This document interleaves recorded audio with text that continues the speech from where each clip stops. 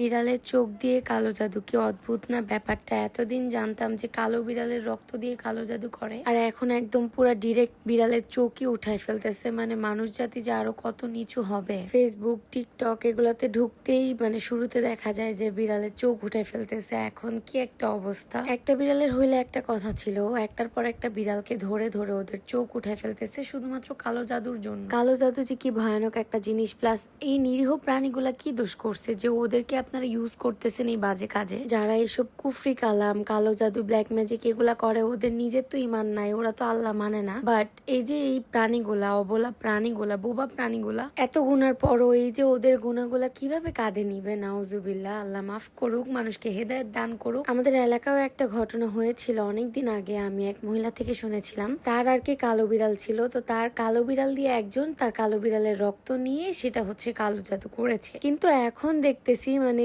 যে করতেছে নিশ্চয়ই সে হচ্ছে কালো জাদু সবসময় করে, যার জন্য তার এই চোখগুলা লাগতেছে। কারণ একটার পর একটা বিড়ালের চোখ উঠায় নেওয়া, এটা কি স্বাভাবিক ব্যাপার? ওরা কিন্তু আল্লাহকে জানে, সবই জানে, তারপরও ওদের গুনাহ জেনেও ওরা এই কাজগুলা করতেছে। নাউজুবিল্লাহ, আল্লাহ সবাইকে হেদায়েত দান করুক। ওরা আসলে কল্পনাও করতে পারতেছে না যে ওরা কত বড় গুনার কাজ করতেছে।